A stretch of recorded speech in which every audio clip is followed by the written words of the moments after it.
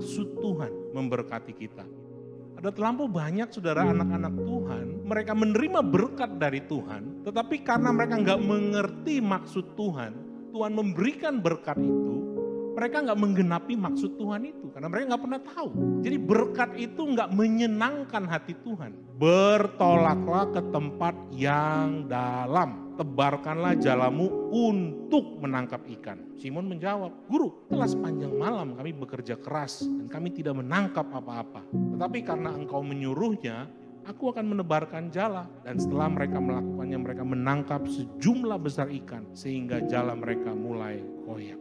Kenapa sih Tuhan berkati Simon dengan berkat jumbo yang seperti itu, saudara ya? Ketika dia diberkati, ya, dia nggak busungkan dada, saudara ya. Tapi dia bahkan merasa nggak layak untuk diberkati seperti itu.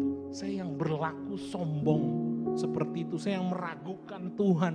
Kok Tuhan juga kasih berkat? Pelajaran pertama dari kisah ini, adakah berkat yang semakin kita terima, itu membuat kita semakin humble, saudara. Membuat kita semakin merendahkan hati kita. Ini bukan karena kita, ini bukan karena pemimpinnya, ini bukan karena jemaatnya, tapi semata-mata karena kasih karunia Tuhan.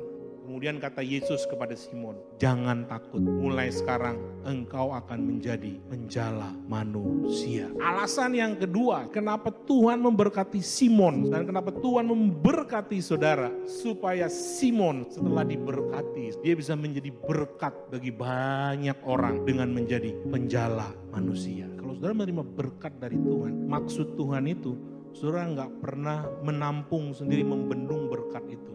Tapi harus ada yang namanya transfer, harus ada yang namanya meneruskan kepada orang lain. Itu maksud Tuhan.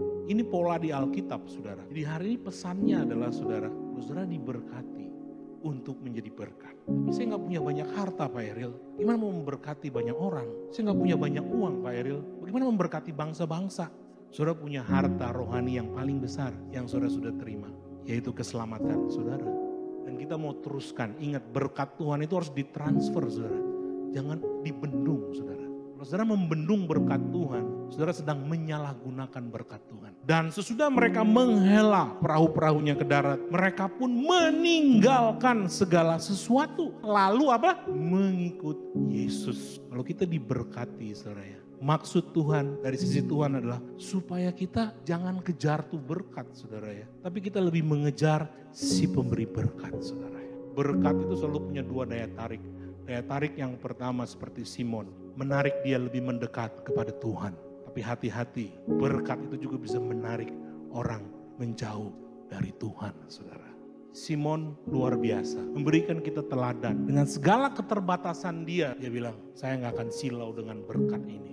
Saya mau ikut Tuhan. Saya mau kasih waktu dedicated untuk bisa ikut Tuhan setiap hari, saudara. Jadi Tuhan mau kita melayani Tuhan dan dia punya mekanisme, dia punya cara memberkati saudara karena dia tahu saudara punya kebutuhan, saudara punya keluarga, keluarga saudara punya kebutuhan. Makanya dia memberkati saudara melalui pekerjaan saudara, melalui usaha saudara. Tapi sekarang kita mengerti kalau dia berkati kita melalui pekerjaan kita, itu bukan hanya semata-mata untuk kita memenuhi kebutuhan keluarga kita, tetapi supaya kita juga bisa terlibat di dalam pekerjaan-pekerjaan Tuhan. Amin.